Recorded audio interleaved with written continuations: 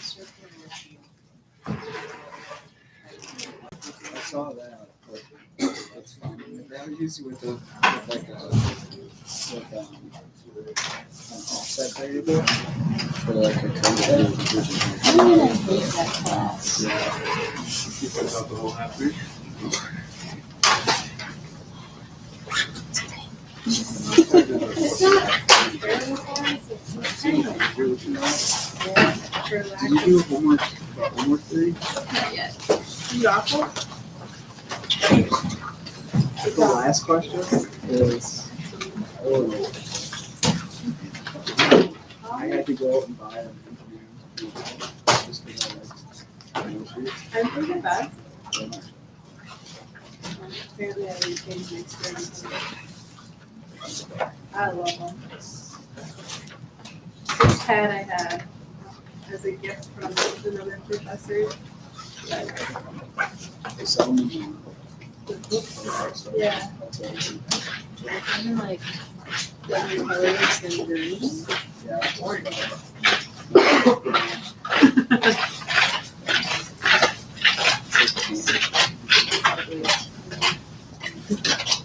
Yeah, water like a can. At Century College and the U of M, they had actual notebooks for the speakers. Sterile notebooks. I've never been able to find them. My last university made me buy their engineering, it was like circular university. Yeah.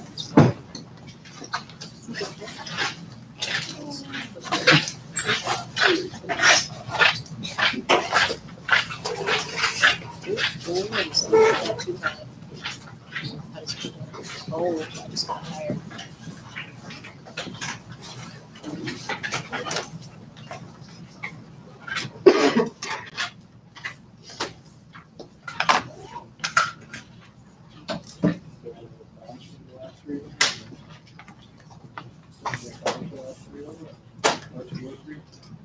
Really thought you were turning something in, and I was like.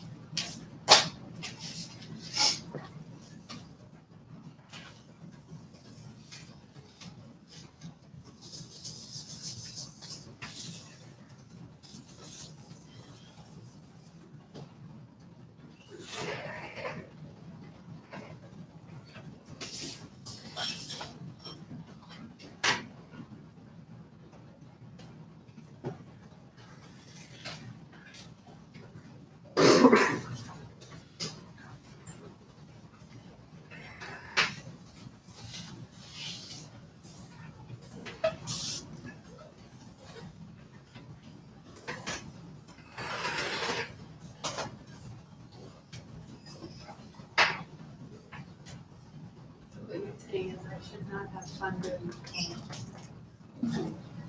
I just started it last week.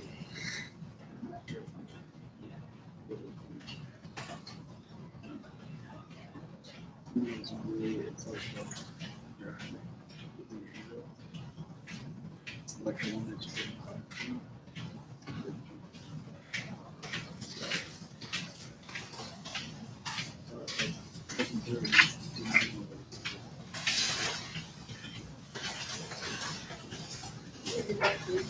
Took me an hour.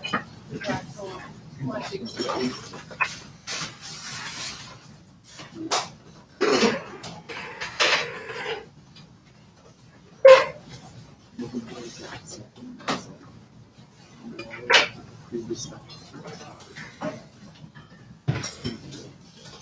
I know if you had a little bit more of a solid review on the tennis, you do really because And stuff is like,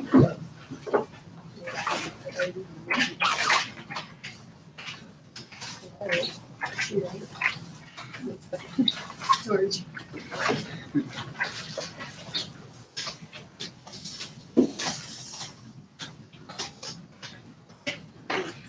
Open.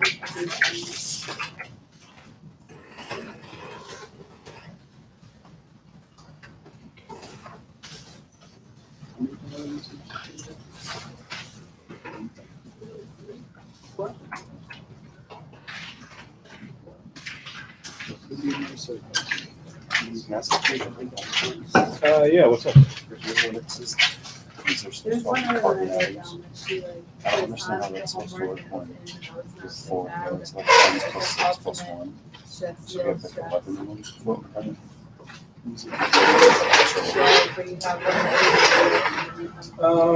I think you might be mixing two concepts. So valence electrons tells you how bonds are likely to form and how many. Where electronegativity is telling you the unevenness of a particular bond. Okay. So an R group is a variable that is just carbon based, and so that gives the same value of 2.5, 3.5 for ox. So these are correctly assigned. And so this is telling you essentially like a heat map of where the electrons are likely to be localized. So the higher the number, the hotter it will be in electron. Okay. So electron density.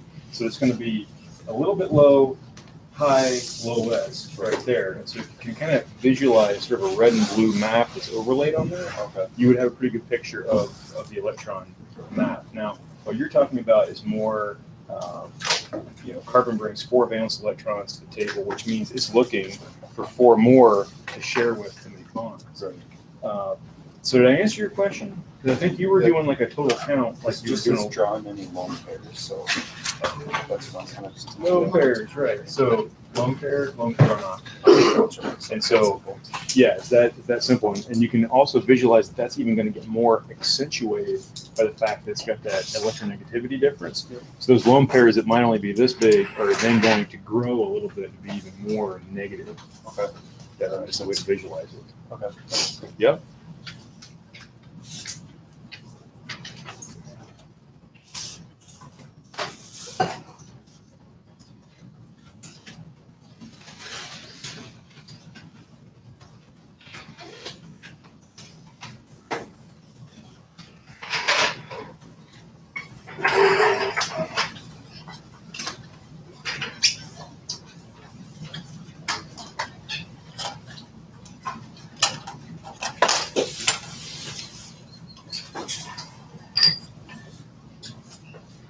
Okay, let's get rolling here. There's quite a bit to do today.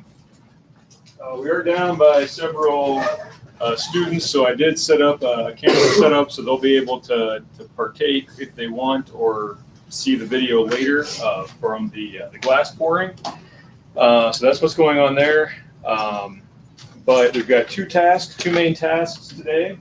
The first is we're going to isolate and characterize our crystals. So hanging out in the back hoods, we've got your tubes wherever you happen to put them. Remember, we did parts A and B. We skipped part C, so the part of the lab that's referencing that you don't have to do, obviously. But you can isolate, observe your crystals. What I recommend doing is grabbing a sheet of white paper and sort of pouring out, maybe make a grid, pour out your crystals so you can compare them, your alternate experiments, take some pictures of that so that you can include those in your lab report. Some people, last year, they put some of their crystals on these biological microscopes, and we're actually able to snag a few pictures through the eyepieces that were pretty nice. If you haven't done that before with like a telescope or a monocular or whatever, it does work. You just have to get it properly aligned. Snap a few pictures. It's kind of cool. Lower magnification is going to be better. So the red objective is your lowest starting point. So feel free to come over and try that out if you'd like. But we will spend about half hour to 45 minutes on the first part with the crystals. Then I'll have some collection bins placed up here at the front. You can put your numbered product and then your alternate experiment product in the beaker set. I might have it on this bench over here. We'll see. It might be congested up here. But that'll be the first part. Then we'll sort of, there'll be a changeover and we'll start pouring glass. For that, I will need probably 5 volunteers to help out with some of the different activities for pouring the glass. There'll be the door, the torch, the coordinator, someone standing by with a fire extinguisher. We've never needed it, but it could happen. It really could. The issue is that the ceramic is so hot that if it were to hit and then run across the floor, it would smolder the paint. If it got caught in, like, my lab coat pocket, which would just be hilarious, I would just go up in flames. So, you gotta be on the ready just in case Dr. Ray sets himself on fire again. But I've never had a problem with this particular lab. But if you're like, hey, well, what's the deal? Well, this is at 1100 degrees, okay? So this is molten glass in here. And so I'll have to wear a shiny spacesuit so I don't catch my sleeves on fire. And I'll be doing the hot work.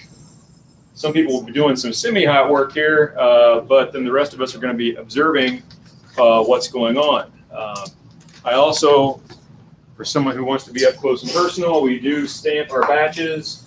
So A9, B9, etc. So somebody will be able to volunteer to do those impressions. If you want to make a good impression, this is the way to learn right here. So there's 5 jobs. So that'll be something we'll talk about more in about a half hour. So after you pour the glass, they're sitting there at like 500 degrees. And so it takes about half hour or more, 45 minutes before we can even touch them because they're so hot. So I've got a couple of videos that we can watch, as well as some explanation for the cardinal glass filter strip. The videos are looking at the first kind of the artistic side of glass, then the practical side of glass. We're looking at some glass blowing as well as glass bottle manufacture. Then we'll talk about cardinal glass, and then we'll do our measurements and color observations on the glass. I'm going to pass around this sheet. And so during the crystallization, I'd like each group to find your batch, A9, and I put the presets that I had on the board up here at the top to orient you here. But go ahead and put in exactly what you recorded as your masses for silica, sodium carbonate, calcium carbonate, and then the color complement that you decided to go with, a mixture. This will allow us to do the call properly as I'm pouring it, so we'll be able to know, is this high or low sodium carbonate? Is this green or blue or something else? So that way we'll be able to be more informed during the pours. And so we're going to pass this around, but do make sure you get there'll be 11 of them by the time we're done. We'll add to it on Thursday, but that's going to be going around. I think that's it. So why don't we just get rolling here? There's plenty of hot glass and shattered glass possibilities today, so obviously make sure you're wearing your safety goggles. And we'll get going, and let me know if and when you have questions.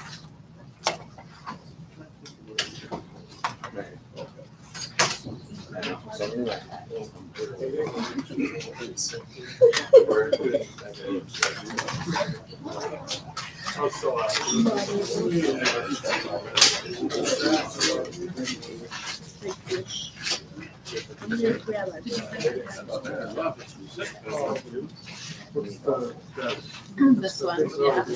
My printer stopped working this morning and I'm running.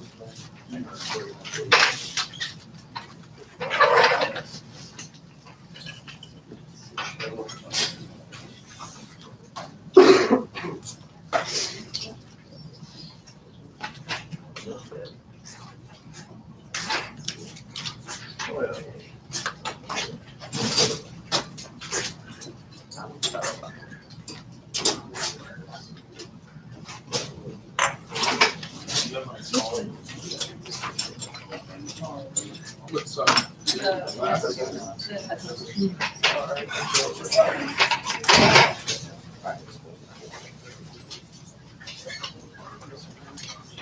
Ooh, it's shimmering. Yeah, hopefully they all work. They should have. Oh, so you did go ahead and do the extra part. What? Didn't I? No, I know what's going on. It was section 2 that we didn't do part C. So scratch that from the record. We did part C. They did not. Well, it's been rough. We had to do the lab intro and all that stuff on the first day of lab. And so there was just no time for part C. So I had a brain fart there. I was remembering part C from This makes sense because I was like, I really thought we did. Yeah, we did part C. Sorry about that. I still haven't even met with my chemistry polymers lab yet. That's terrible. Haven't even met. It's on Thursday afternoons, and so that means we have to do our first lab this week, assuming we have lab, which I sure hope we do. I just canceled the semester. Just stop. I think you should. Y'all need to go work it. Just give you all A's. Yeah. You don't all take a seat. For attendance. Everybody breathe today. You get an A. Just need to pass. Solid C. And I can grab some more paper if we're going to be using that for a backdrop.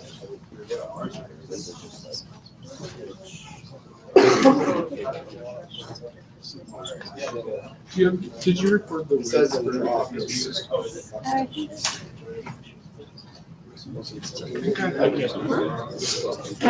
think I had one. It seems like we should.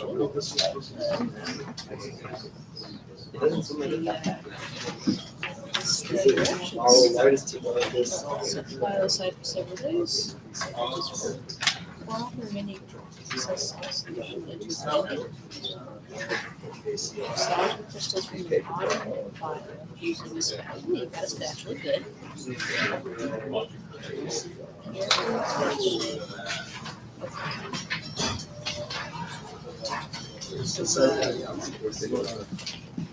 This is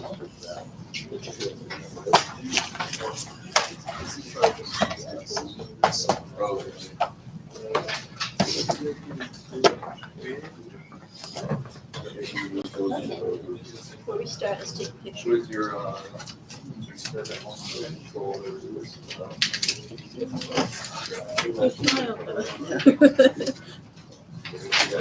Everybody say beaker. So the right way to observe these, you can just get a beaker as your collection beaker and just decant is the name of it, but you carefully pour off the liquid. You can collect that, and I'll put an organic waste container in that hood over here, so we're not flushing a bunch of alcohol down the sink. And then you can dislodge that with a stirring rod, and then pull the crystals and kind of lay them out so you can see their shape. Their shape should be an octahedron. If you've ever played one of those complex games where you have an 8-sided dice, that is the shape of an octahedron.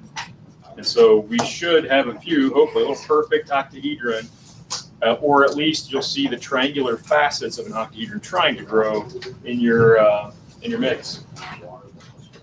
So I'm going to stir it around the batch record. Yep, just slowly pour it.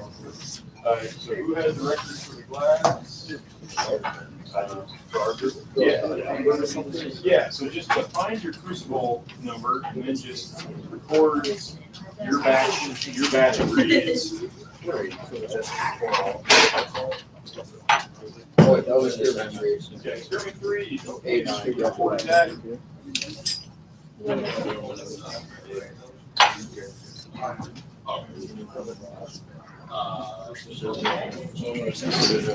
day is it? Tuesday the That's the present. That's the present.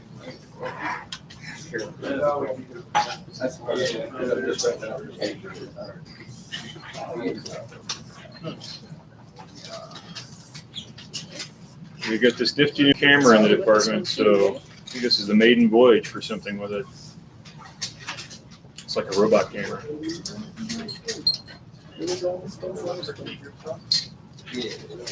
Oh, this is great. Totals, which file? I'm guessing it's released there. It's what first we released it. Maybe put them on a different This is for crystals, so we can look at it. It's perfect. So you can see it.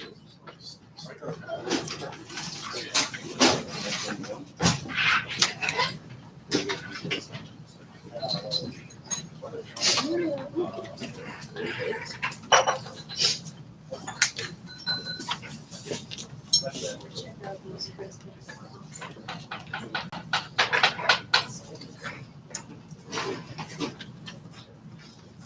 Our ones. Crystallized. What? The one that we marked uncovered. Mhm. Did not crystallize. Really? See? There's nothing. So it's the same batch as what you had with the alcohol, but it just didn't do anything. Yeah. So We just let it open there. we didn't evaporate it enough to make it crystalline. So that's a result, by the way. Yeah. So Yeah. I was wondering if it was going to be. I think we were doing a sleep today choosing. Middle ground, but maybe not. We got to control it.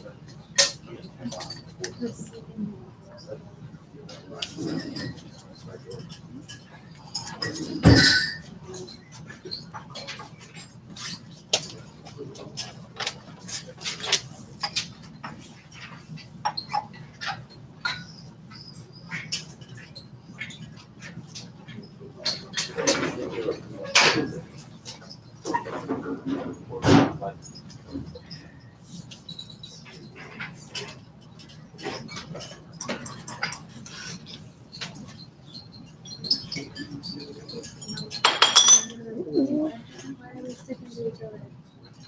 So that one is all what? All CA. Okay, so more C, staircase, CR.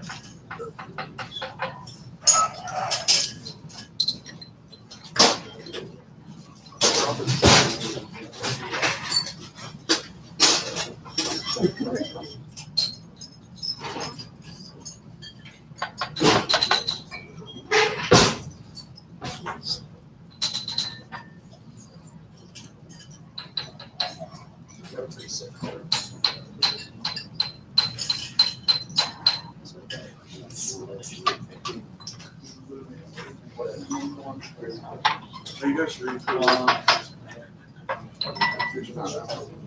Yeah, we're Just if we're gonna.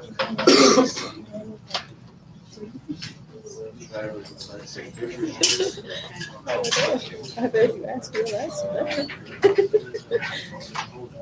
Decide. there's Oh, thank you.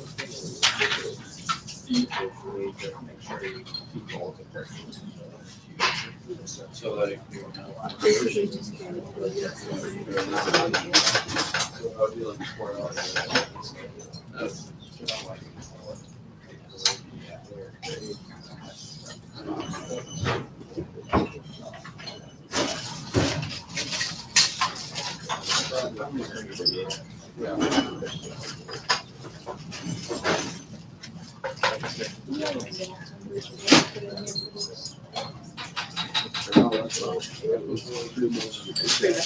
I don't want part D lab.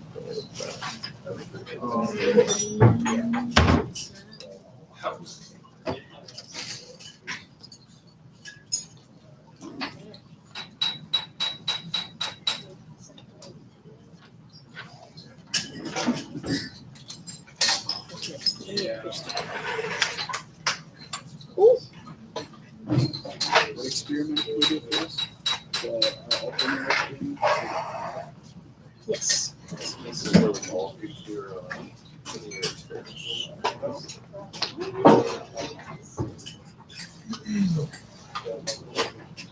Oh,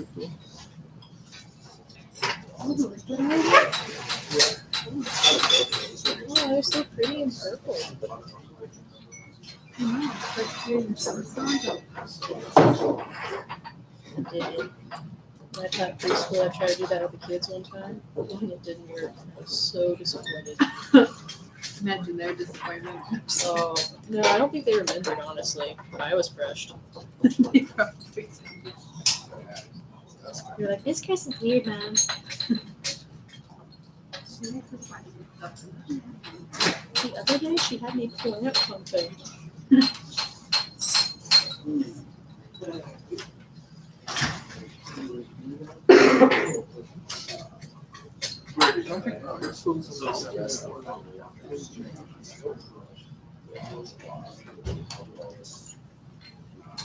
We predicted they would be smaller.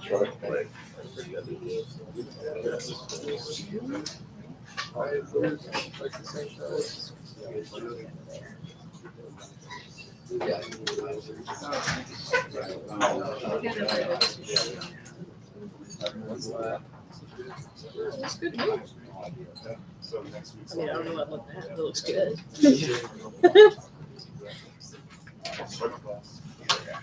How are you doing about this? Just brute force. Brute force. Oh, well, yeah, one of these things.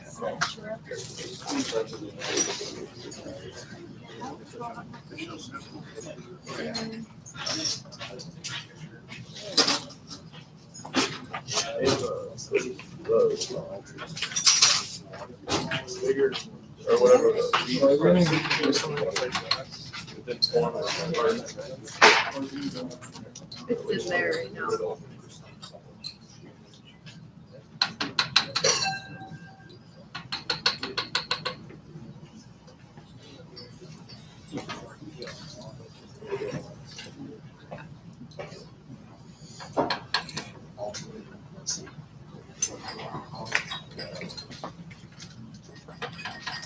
So does anybody have a perfect octahedron yet?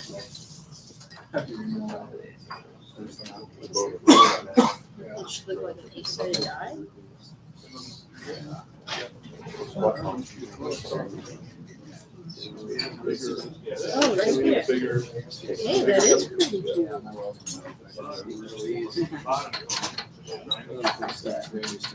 I've got one that is it's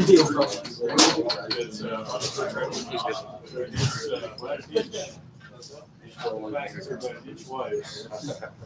Ooh, that one's pretty nice right I there. got this one. Maybe So I can get the bottom on it. there's a hot steroid technique where we can score and snap that and hopefully crack it out. This one. Oh wow. You can keep that. It needs some various. It's sort of like a cord. I would say that. Structure. Bigger. Go to that. It'd be a perfect option. More room to expand. Do that. I think that's probably our best one right there. Well, it's better for us. See what the bottom side of that? Last batch record making the rounds. Yeah, there it is. Looks like we're getting there.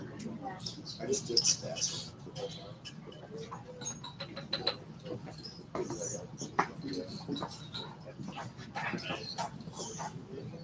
We get a lot of these guys.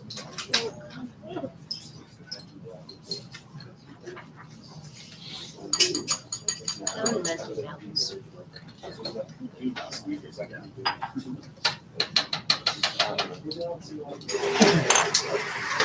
Pull this right down.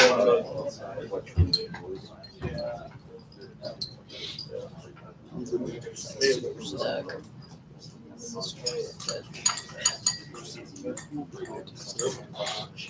Get more grainy.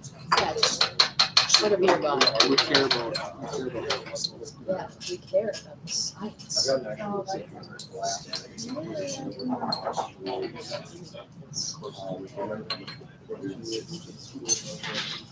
Same as whatever's on that.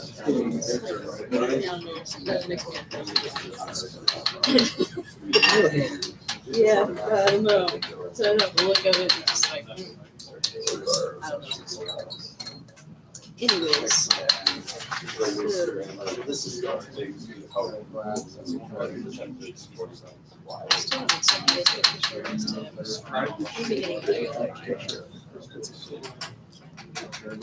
I'll create a Google Docs. Oh, Do it really good. I do.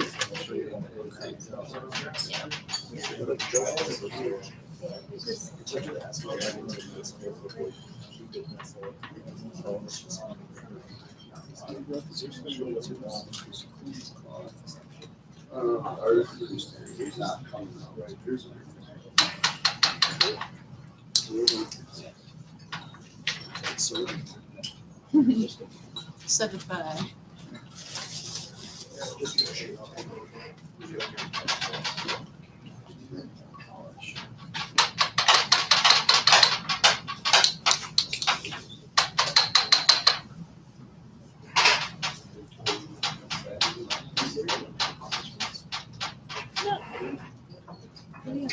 Preserver. you can take it home. Where'd it go? It disappeared. Launched off into the distance like a room. What are we supposed to put? What? Were we supposed to put the excess? He was getting something. Yeah, I think he was getting a container. Oh, she's okay. I want to make sure because pouring in. That's Is it perfect now?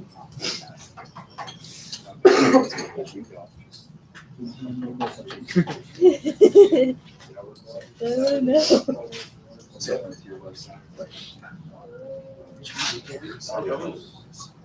I want to see. I mean, it can't get any worse, right?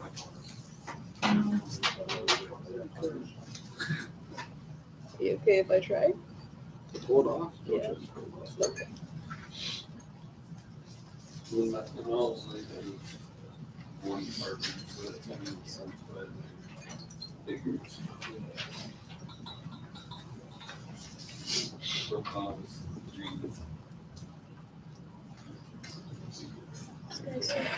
Like,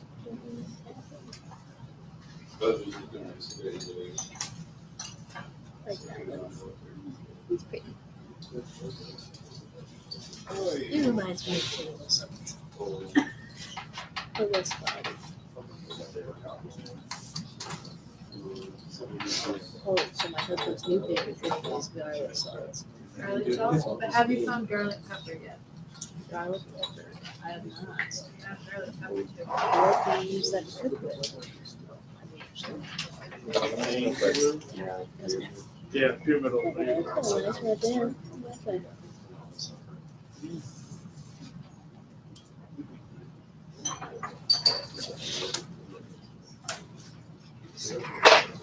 So did he just discover garlic sauce or Yes, his mother never cooked with like, spices? yeah, not really. He was just like cooked and not spiced. I think it's a sad life, but that's just their style. There's so many options. What's that? You choose on? Spices go in everything.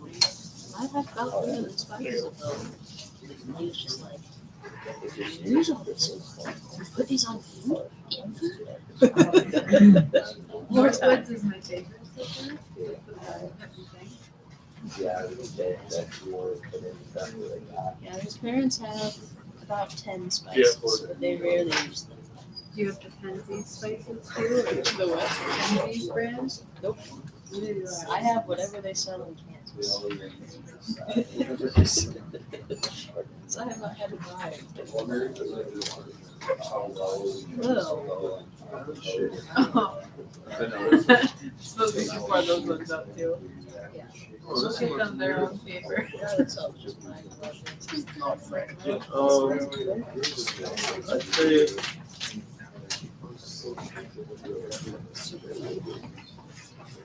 whatever number south and more of, the more of that solution, the bigger the. I'm gonna say the alternate experiment. No, they're smaller. Look at them. Yeah, look at the individual crystals. Oh, okay. Yeah. It's around them.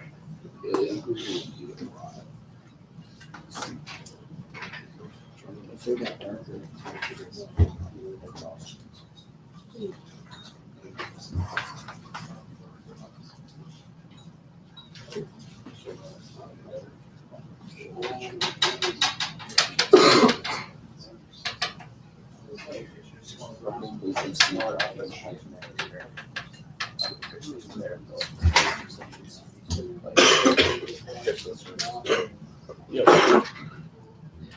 Your middle? You're right, in shape.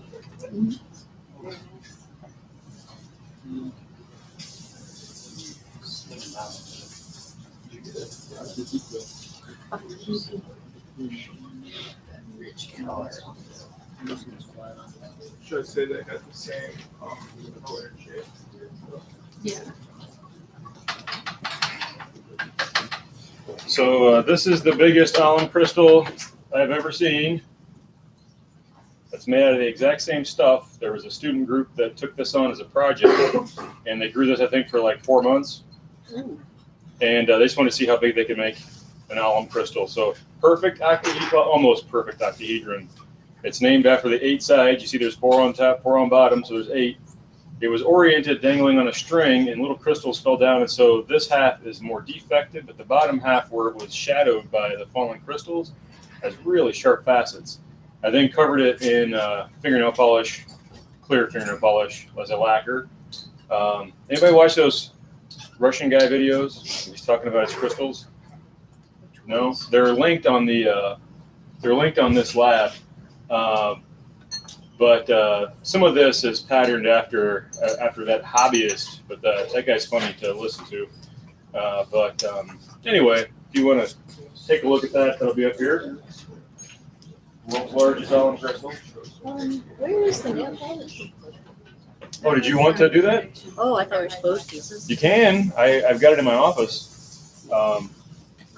If you want to see how to preserve it, but the larger. She does. I'll bring it in. The larger crystals, when you grow them, like there's one that's pretty big. That copper crystal right there, I'm gonna have to break out of the tube. Wow. But see what you do. Yeah.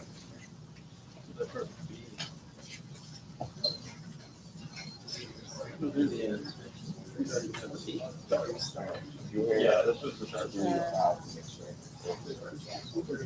I just want to enable this compression right here. Does temperature affect the crystals at all? Or could it?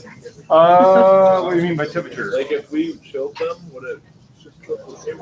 It would accelerate the crystallization. If you look at the I'll get one of your number.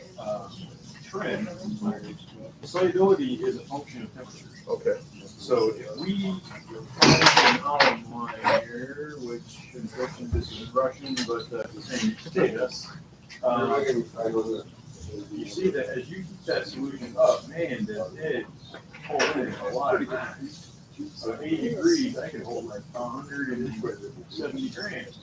But then as I start cooling that down, it's going to ride this curve down, and the solution can only hold 80, and then it dumps 90 grams. The solution will hold 30, and then dumps 150 grams. So it dumps it through. If you do it slow enough, you can make a lot of big crystals. Oh, If you yes. do it really fast and shot it, you'll make a lot of little tiny powders. That's my favorite wording. So you're riding this curve in big ones. So finding the sweet spot, right? I should. So if we heated it up, you could get bigger crystals. Well, remember how you filtered this, some of these hot, and then let it sure. So we're riding that curve in order to leverage the solubility rule to get the crystals when and how we want them. In grad school, we would mix compound, mix solution, and then store it really cold freezers. -20, -80. How did you describe the shape of the crystals? They are round on the bottom and pyramidal on So the yeah, top it's with a some pretty big rocky effect. Yeah, what are we doing with part C? So, yeah, part C, you do the same process and just try to pick out any characteristic shapes. So we're about to transition in the last lecture to talk about raw materials. We're going to talk about crystallization. And I stabbed until it came out, but I think that was wrong because Dr. Ray just said that you need to break the so thing it's open kind of to get start it out. mixing qualitative assessments of the different things that will then show up again in metal. Okay. Yeah. So that one, Yeah, well, it's like a, there's I'd like little to crystals in smash there. this thing. It's almost like a salt. But you did the ultimate experiment with bigger crystals? yeah. That would be Just like 4 milliliters of solution 1 and 2 of, And then the alcohol layer in. and then, yeah, the alcohol. The alcohol must stirred in. That's an excellent example of lots of nucleation sites versus. I don't even know what I low would nucleation do. sites. Same material, That's Yeah, fine. I do know what I way would do. different packaging. It's pretty cool. But yeah, typically certain aspects, there should be a question where you kind of.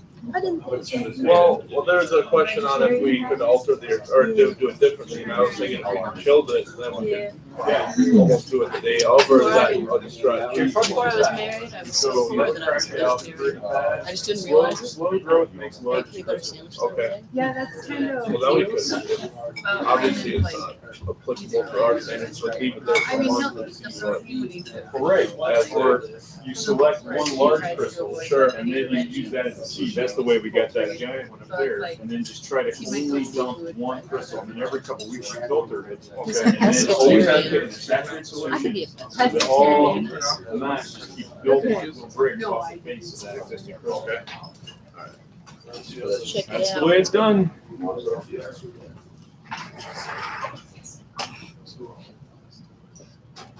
So how do we get them out of? So you have is that a layer at the bottom? Yes. Okay. But it might be contaminated. No, that's all right. Sometimes it gets that appearance.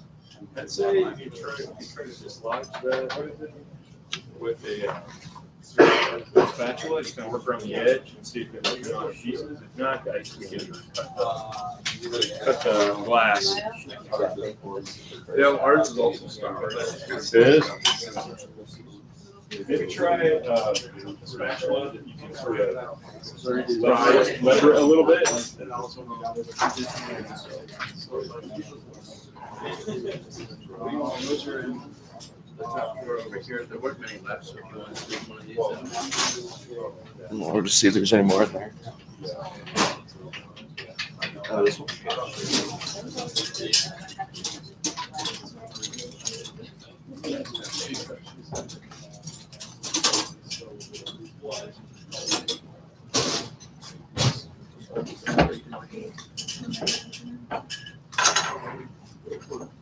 On this, Yeah.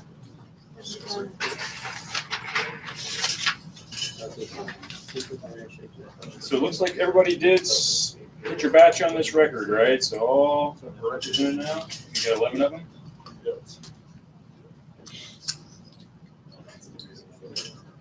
Or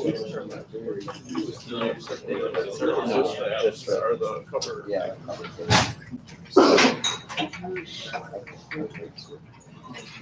So did it support our hypothesis? Our hypothesis was that it's basically asking like, did it come true?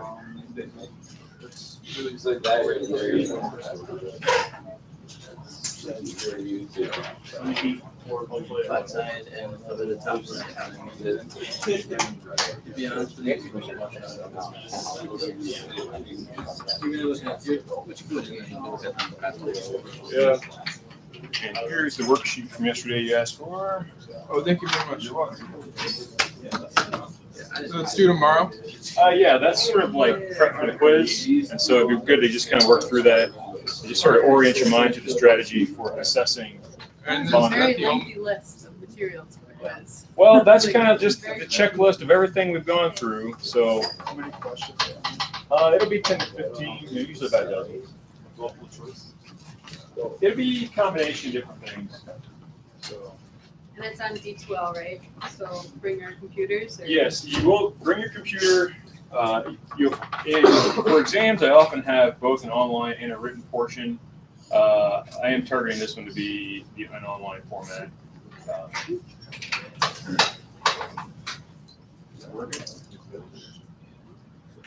You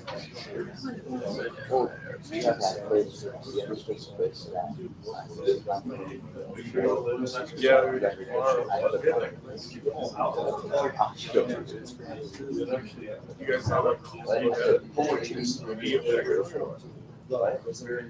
How do you know?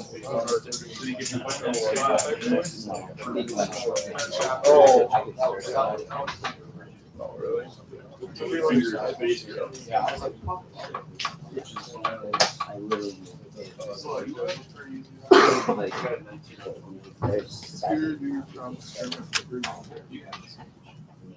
do it over again?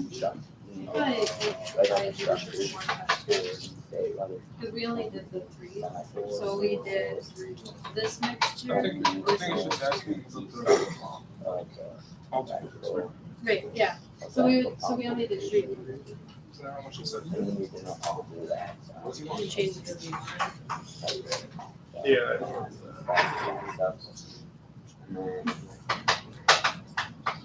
That's what I would do. We had to do it over again. Do 7 test tubes of the propanol. So we could compare them.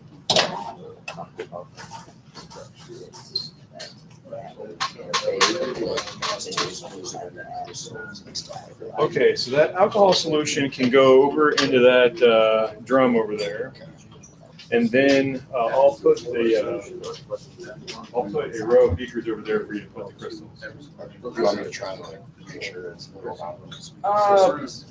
If a little bit gets in there, it's all right. The rest of that, we just kind of go in the trash or down the drain.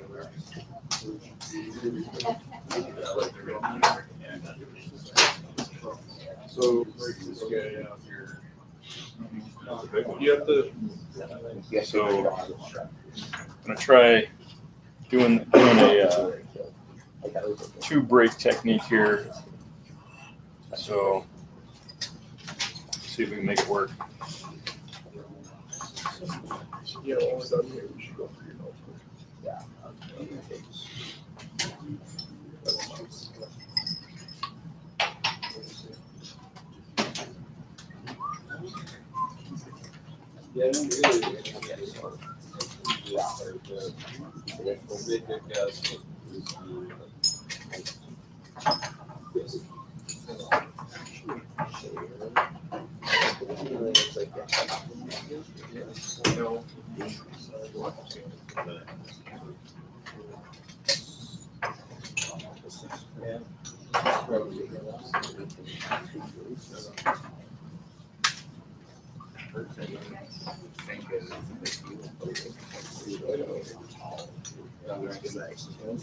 Yeah, there should be plenty right there now.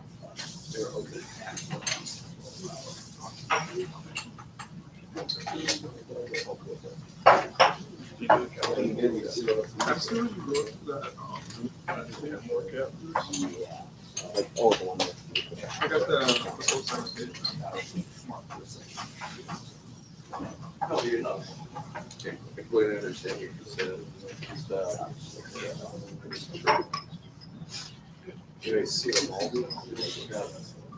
So for putting your crystals in the collection bins, those are set up right over here for you when the time comes. Just separate them into their respective bins there. Here's so it didn't change.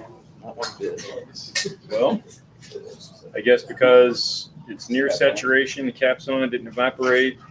There's a little bit of a dust on the bottom, but I just record your result. Nothing happened.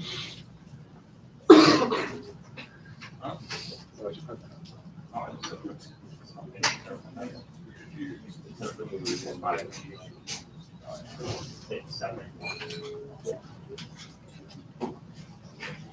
that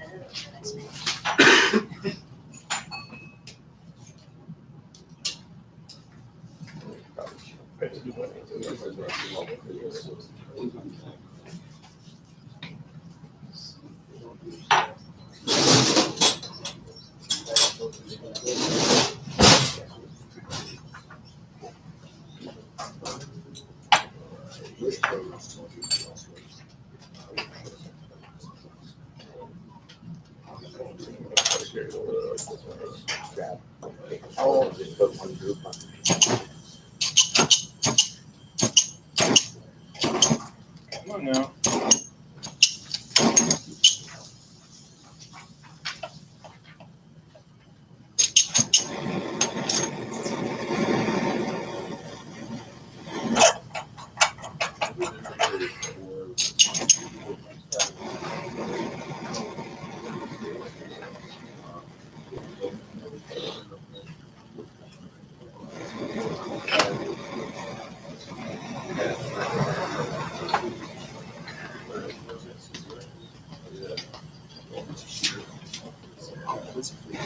Yeah, it's the boat in the basement. It's not going to come out if I don't break it. So this is your guys' crystal, right? Yeah. So let me show you how to get that out. It's kind of a unusual technique, but you have to take a glass scoring tool, and you're going to want to make a linear split. So this is a carbide type blade, so I made a fairly good scratch in the glass. Yeah. So it sounds like superstition, but what you do is you rub a little bit of water in it, and then you hold a very hot glass stir rod against that. And what that does is it thermally shocks the glass as well as expands the steam. So I'm going to get this to be about as white hot as I can.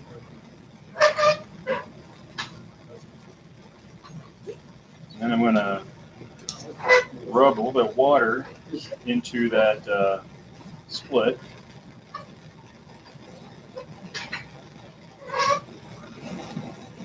And sometimes it does take a try or two, but try to get it the first try. This is like the same thing as just heating up glass and dropping it in cold water. But it's Kind of. the same. Yeah. So this is a more controlled delivery of it.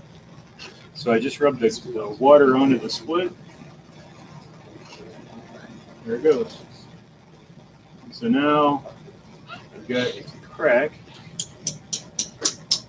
Should be able to propagate it. It's a little bit jagged on the bottom, but that way we can get that out. So we'll just cut the string, and you should be able to just pop that right out. But shocking the glass is one way to do it. I could have made a longer cut or done a second round and tried to prevent that jagged edge. But since we're not trying to save the vial, it'll work. So don't cut yourself, but maybe take that over there. And, You can probably just undo that tape. Oh, really? yeah, that worked too. Hi. I don't know if you want to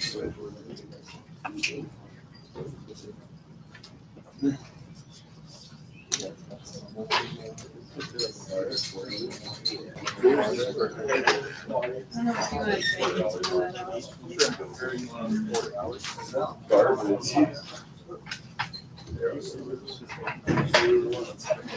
They kind of get everywhere. I don't know if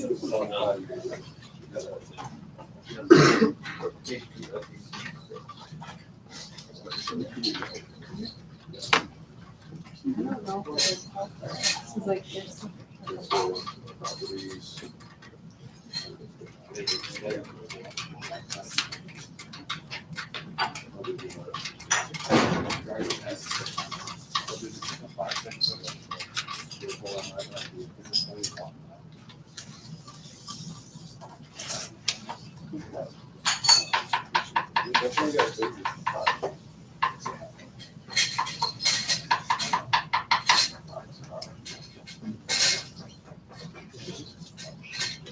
Okay,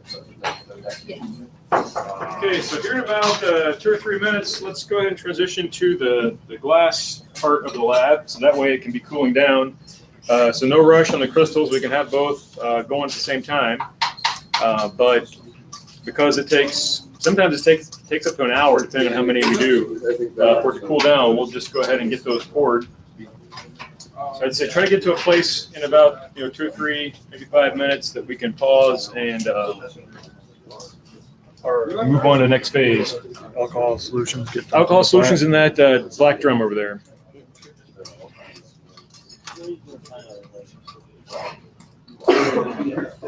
So for this, should I try like dumping the That can go down the drain, actually. drop all this down? Or you can take the cap off, sit on the back of the hood, and see if it makes more crystals in 2 weeks. You don't have to write that one up, but Yeah. or you can just dump it. Copper can go down the drain; it doesn't hurt anything. What would you recommend? I guess. Either way, You already made it. Get the crystals. she's got it. Yeah, Yeah. just go hide it in the back of the hood somewhere.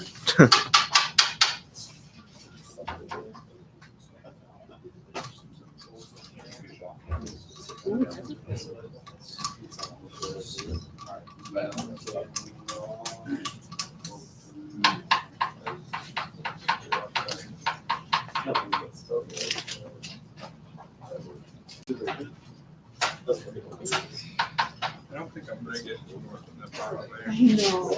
Did we try? Where'd he go? Oh, hey, did you try number 6 yet? Are you getting any that have sort of a rhombohedral shape?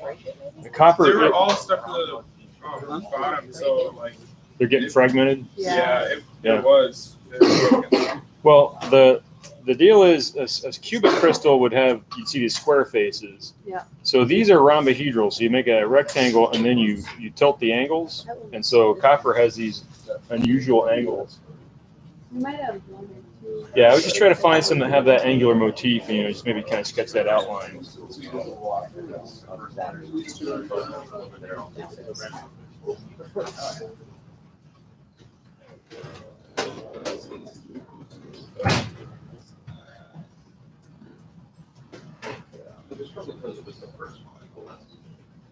Can we take the crystals home?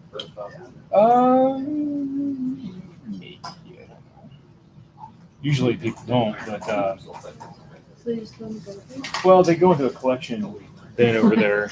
There's sort of I just got stacks of different colors from several years. They're over there. But we can negotiate that. If, It's got a color table.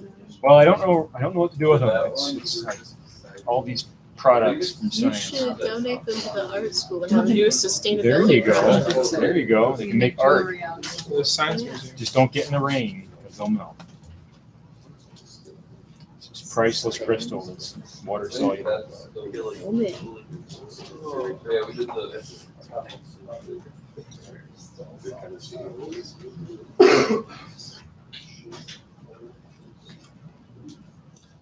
Ooh.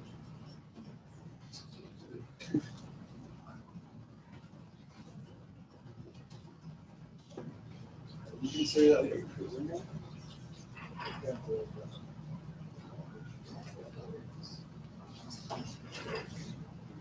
That's probably.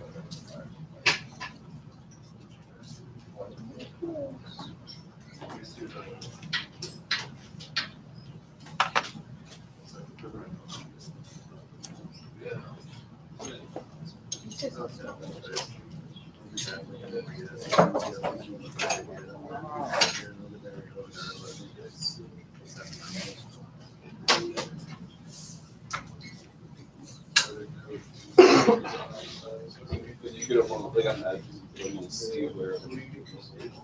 Stop it.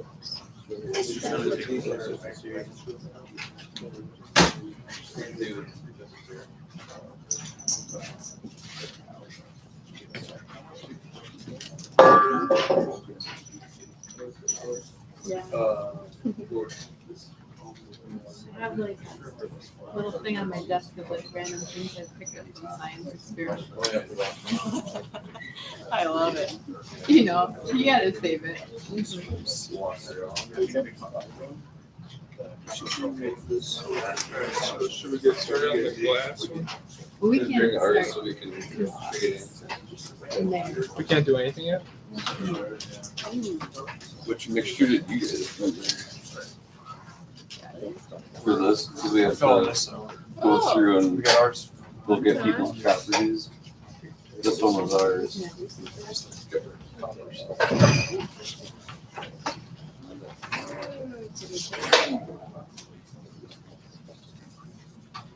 We have everything. We did. Potassium, hexac. Something.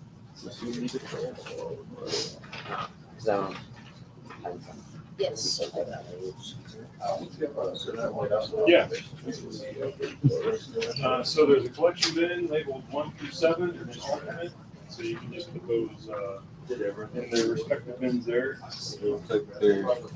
I'm gonna guess the shape. So what material did you do again? It's like the K3 one. With the red? Yeah, so those go into the red. I think we only did that one in copper this time around. So you can just put it in perspective.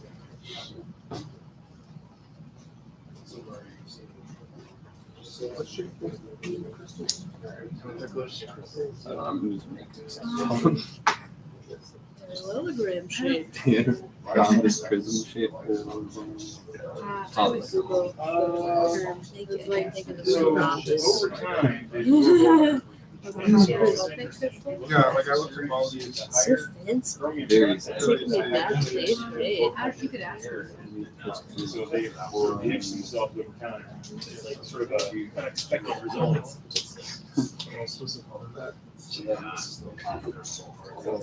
That's the copper, yeah. The other one's the potassium percyanate. It's like a dangerous sounding name.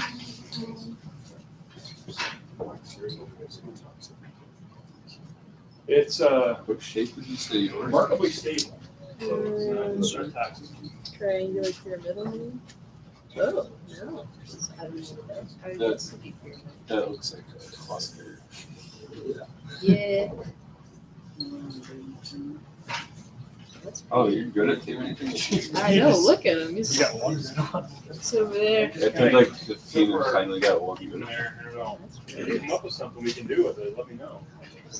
I don't think that after Chrome, you want to make people. You're at not a definite shape.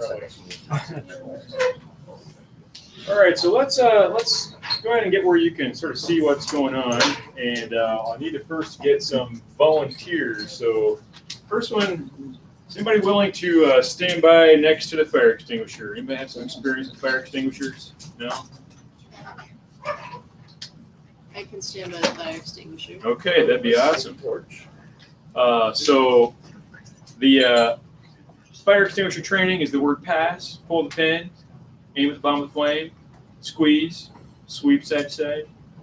That's complicated, isn't it? They tell us that in the event of a fire, they don't want students to fight fires because they're not trained and they want them to exit the building. So I always say, what if the fire is blocking the exit? Like, no, we just want you to exit. And it's just like a loop, No, don't fight the fire. So pull, aim, squeeze, and sweep. That's fire extinguisher training. So, all right. So next up is torch. And so anybody had some experience with metal piping, torch work? All right. So I'll have a torch right over here. And Joke's on you, I've done all of the it. goal of that one you're going to heat the bead of glass. And so as it's pouring, you just sort of heat the bead of glass close to the puck and the crucible so that it stays hot long enough for it to form a smooth disc.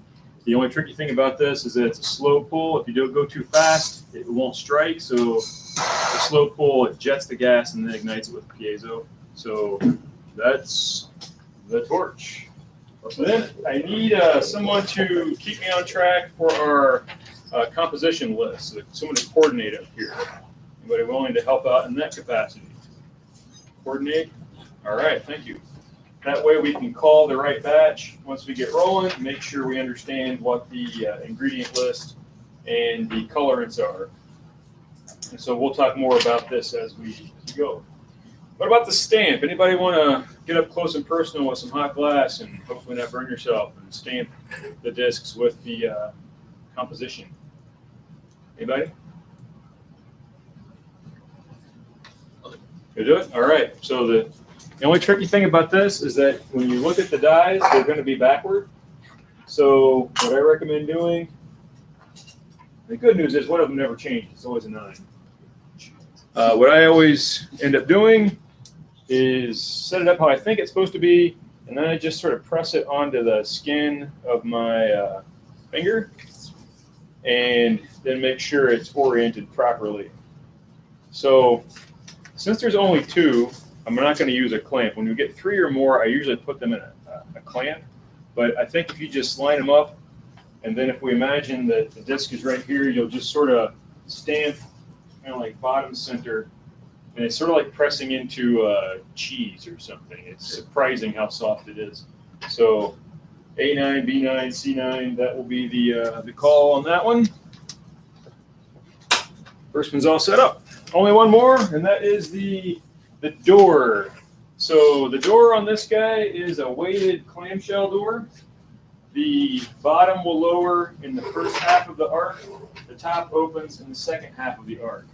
You have to be careful in the transition. This is a metal door with a refractory brick that's brittle, and so if you slam it, there's always a chance, it hasn't happened yet, much, a little bit, but if you slam in the middle, chunks of brick that are at 1100 degrees can fall out, and so it's just a smooth arc. So up, pause on center, engage the second half, and then after I pull the crucible, same idea, don't slam, pause on center, close the clamshell. That will keep it hot as we go.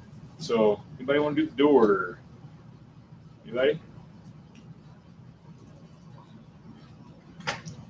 Should I get like a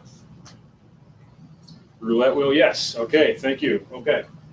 So that's it. We've got the fire torch coordinator stamp and door. So now I get to put on the party suit, and we'll start pouring the glass and seeing what our results are. So do get where you can see what's happening.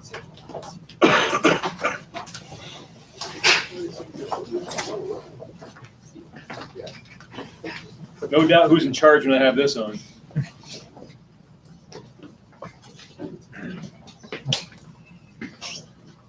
So I'm gonna camera on the pouring surface. So let me do that quick.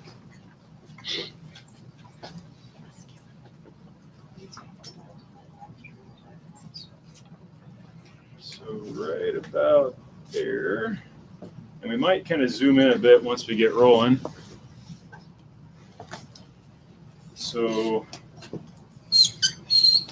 everybody can see. All right. So we're going to start pouring kind of right here. And so I'm just going to pour rows and just sort of go back down the table that way. So that's what to expect. So the first one is composition A. And so that was a little bit low on sodium carbonate, which is the flux, which should make it thinner. It's about typical on the calcium carbonate. And then this one had copper and manganese, right? So about a medium copper blue with 0.98, is that right? Well, that is going to be really purple. Maybe that's decimal error.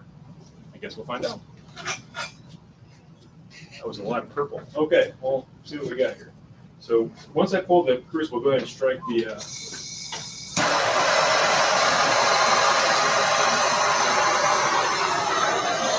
So just hit the bead as it pours. A little closer, you're going to hit the inner cone. The bright blue cone should be right next to it. There you go, that's it.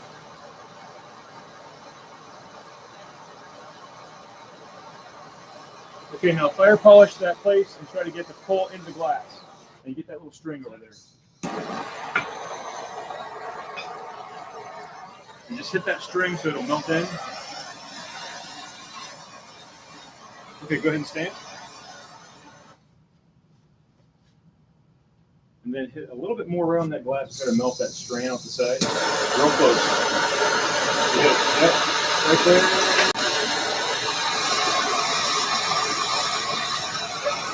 That'll do it. All right. So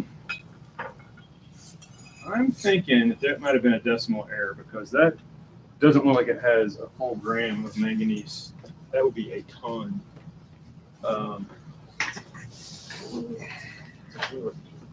So that looks different than normal though. That's kind of neat. So sort of a coppery color. So next up is B9. And so that one looks like we've got even lower amount of flux, so we expect that to be even thicker. And what else? We got high calcium carbonate, and this one has chrome and copper. So this is going to be green and blue mixed. All right, so composition B9.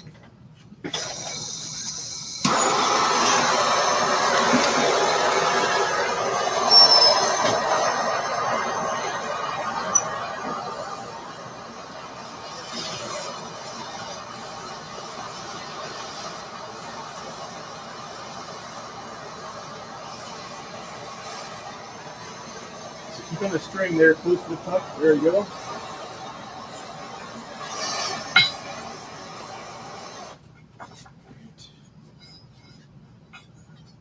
Looks good.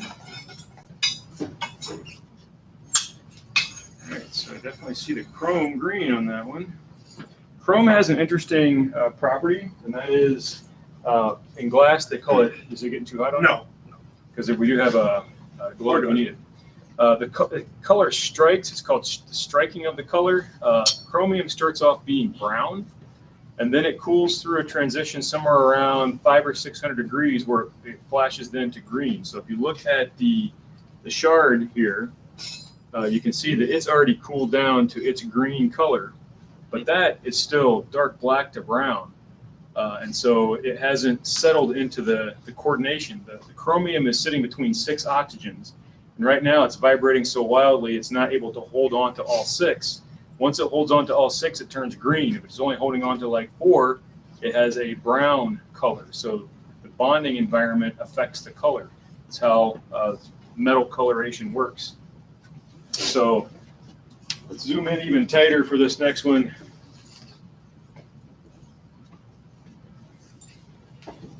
Get the full effect.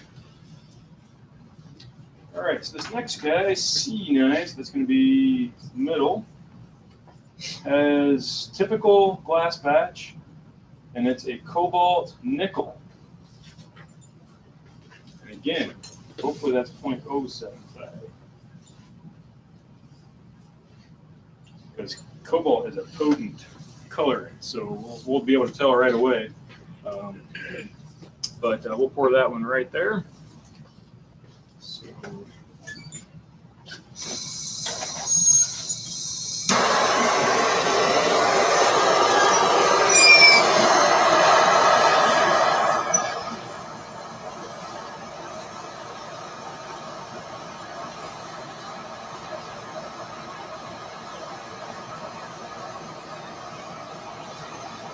all right, hit that bead on top, try to get the melt in.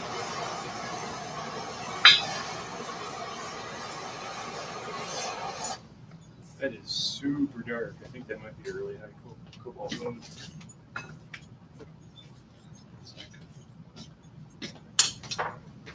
That might be the highest cobalt load we've ever had.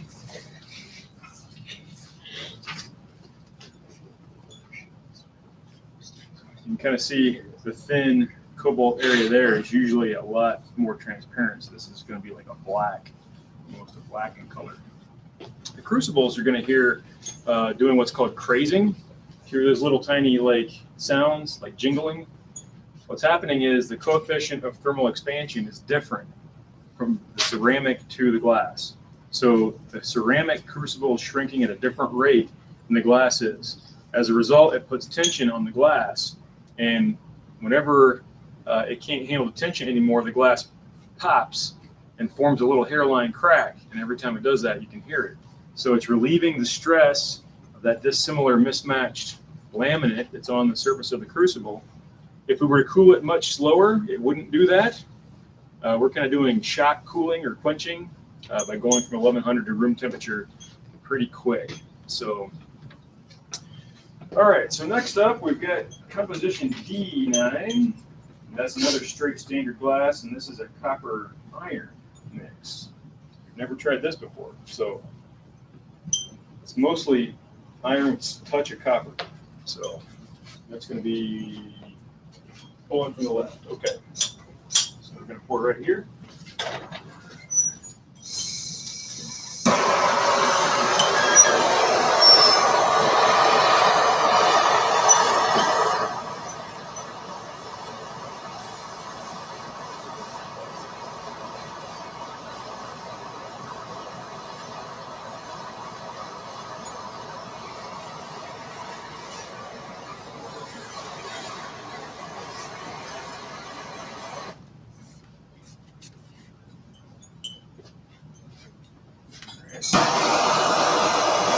Kind of work. We'll break that off for a second.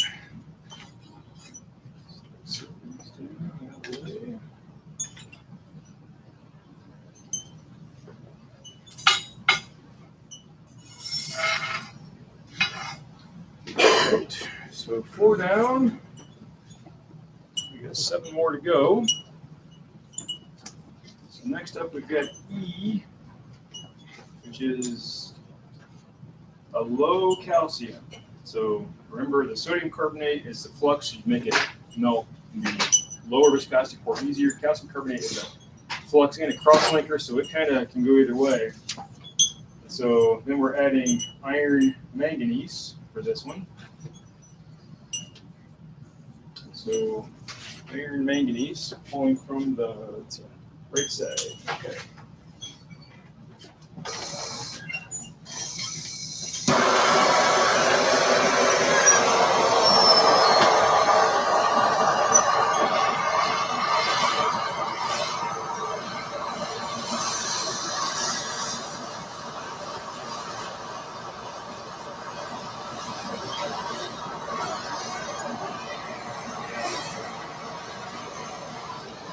Get the string there.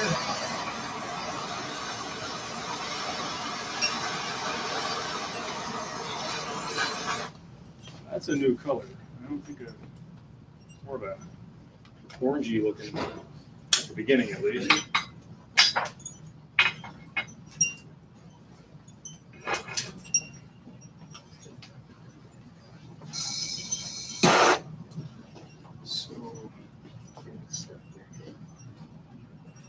See how close this thing can get.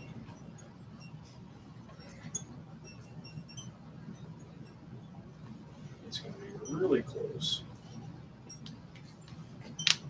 We'll try.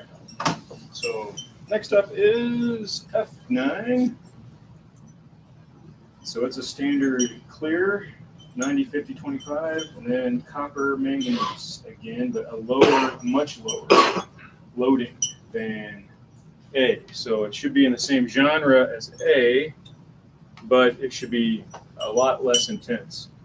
Yeah, that's definitely kind of an orangey brown, that last one. So we'll pour that one right there. And pump the middle. All right.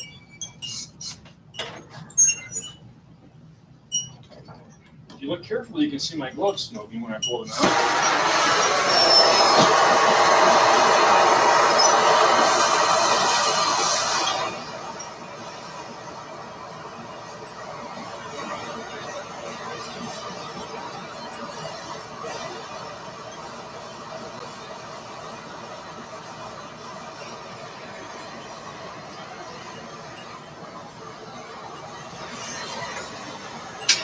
Be careful with the heat from the earlier one.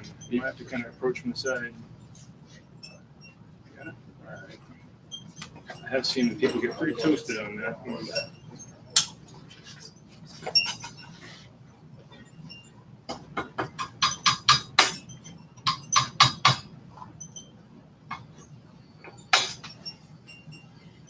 Okay, so you can see that cooling down there.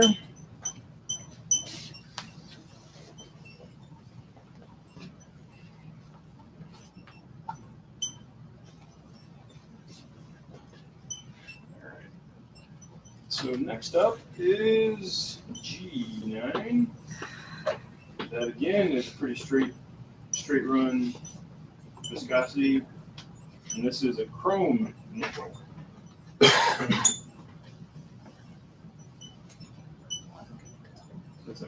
Low chrome, high nickel. So we'll pour that guy right here in the front. So I'm going to target right here. And that's in the left side.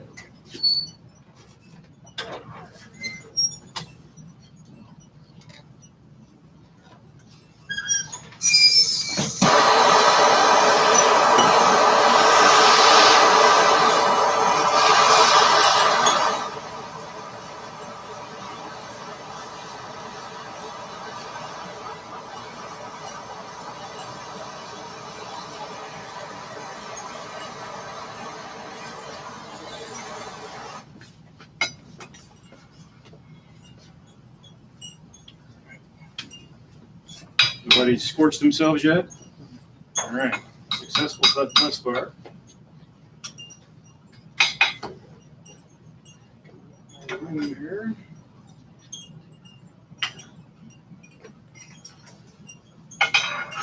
You hear the chorus crazing now. It's crazy for crazy. All right, so we do have some interesting new colors. I'll put some of the past years on display as well, so you can compare them. I've got more in addition to what we looked at last week. So it looks like I'm going to run out of space. We'll probably pour the final two back on this panel, but we've got two more right here in the front. Next up is H9. Again, 90, 50, 25, so not too much adventure. The other class is going a little crazy. They were going with like extreme high and low on the viscosity, so that'll be different. But we're getting pretty straight run viscosity. So this is Cobalt Manganese. Again, I think that the decimal is usually to 0.01 to 0.1, and the entry is 0.27. That's almost like it could be a threefold increase over normal. So this is high cobalt. That's fine. We'll see what happens. But yeah, Cobalt Manganese. All right.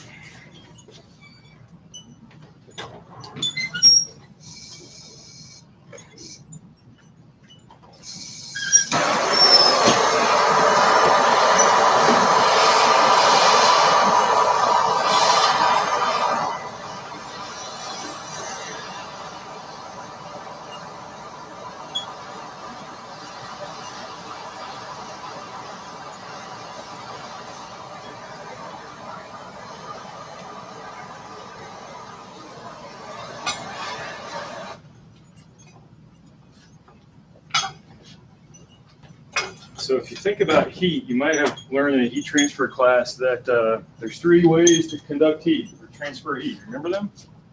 Conduction, convection, and radiation, right? You don't really get a good appreciation of radiant heat until holding your torch right next to that. When that thing's glowing, you start really feeling the heat. And so it adds up over time as well. But yeah, that radiant heat, it's just blasting out infrared radiation that is literally making the molecules in you vibrate, and that's how it's transferring that heat. So convection, you can see the heat rising off of it. Conduction directly to the plate, radiation to everybody.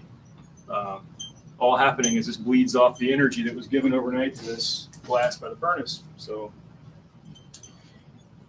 all right, so just zoom out for a little bit of a wider shot on this one. And we've got 3 more. So next up is I9. Straight run clear, cobalt, low manganese. Wow, okay. Was that a coordinated pair? Yeah. Okay. So we've got super high and super low. If we get a really bright light behind this, we might be able to see through it. I'll bring in a trouble light here in a minute, but we'll be able to see the low concentration right here next to it. So, all right, one from the middle.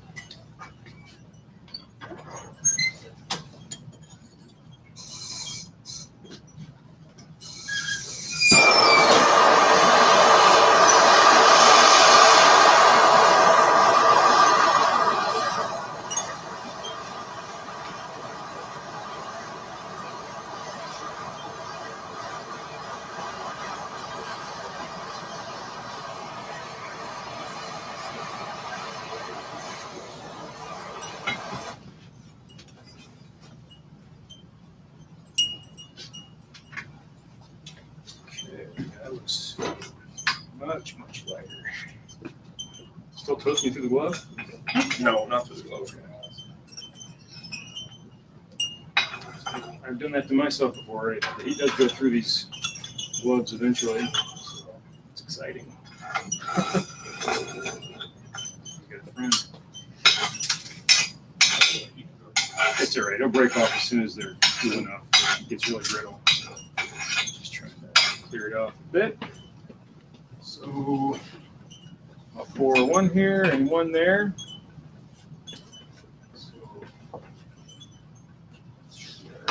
So we've got two more. So J9 is a little bit high calcium. Otherwise, well, high sodium, high calcium. So more flux on this. We would expect it to be more runny, bigger disc as a result. And then it's a copper iron. So it's similar to D, but higher copper and iron load. So what would happen if we poured water on these right now? They would shatter. I was doing a demo on that once. This actually gets hot enough that you could cook on it. Yeah. Like right now, I could cook on this. So I took a squirt bottle. I'm like, hey, look, it boils the water. And I was working right here on the side. Well, it's bubbling, and one little tiny droplet went up in there and hit here, and tiny little droplet. So also, we're not getting too adventurous with the glass composition. When you start changing the fluxes, you can get a high tension glass, and then they blow up after about 20 minutes. It's not like a grenade going off. It shatters radially, so it just shoots straight out and then takes an arc as it falls on the floor. But still, it makes a loud noise. You're not expecting it. And it's that energy of tension in the glass that gets relieved when it breaks. So we'll talk more about that once it cools. But using cross-polarizing lenses, you can see the tension inside glass. So we'll pour the last two right there. So pulling the back corner, J9.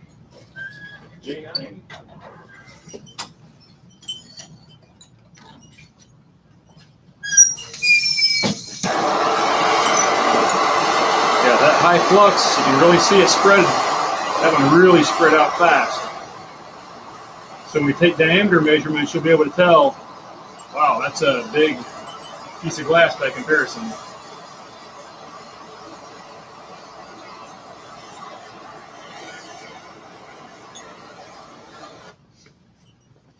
So that should, in theory, cool quicker.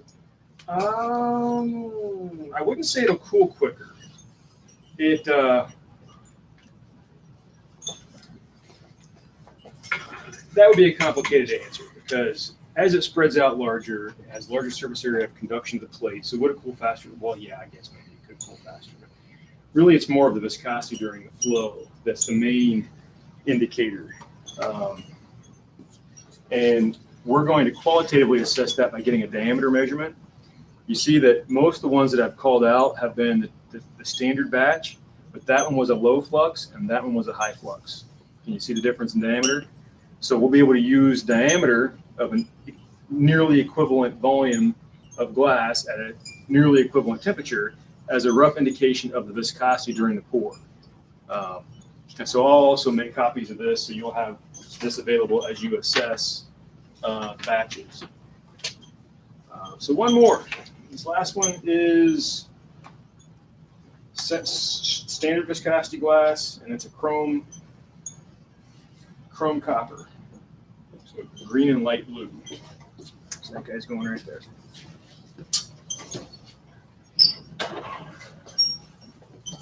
All right, composition K. Oh, chunk.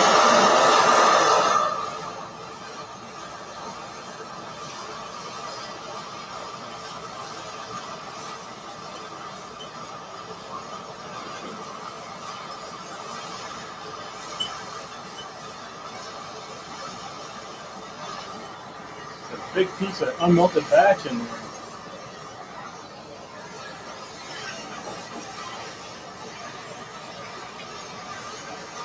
I think what happened was there must have been a chunk and it didn't get stirred. And that one's probably going to shatter. Whenever you have inclusions like that, it doesn't bode well. So I'd say in about 10 minutes, that one's going to just go all to pieces on us. So I'll put a beaker on it so we can capture it. Let go. Well, so next up, after I'm done wrestling with this crucible, I'll show you those two videos. No, I need to cool off so it can break. That's the issue. So usually at that point, heat's the enemy. There we go. All right. It's a piece of glass only a mother could love. It's got some warts and pimples on it. Anyway, we'll finish testing this. Yep, the trouble middle gears there. All right, so we'll let that cool down. I'm going to show a couple videos here in a moment that you can go back. I mean, you can come through and take a quick look, but don't touch anything. And then finish up on your crystals, and then we'll transition to the video and kernel glass instruction portion.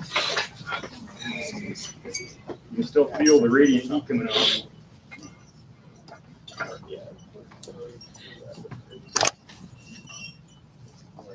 It's like summer. Yeah, it's a welcome change, right? This is- Ours doesn't have the best color, but it's got the coolest design. I think I like the small one. Yeah, I remember where it's at. That'd be really sweet. Steve. I don't What did want you Yes. Is there a way we could get like a small Yeah, one? that's Glass? Ah, But that can We burn. didn't think there was one. I don't think that one has. We do have a high-speed camera, so we'd have to set it up. We'd have to get really bright lights, figure out the way to properly. Yeah, that's a good point. Yeah, we'll have to think about that, how we can capture a high-speed shatter like that. Yeah. All right, well, thank you for your help on that.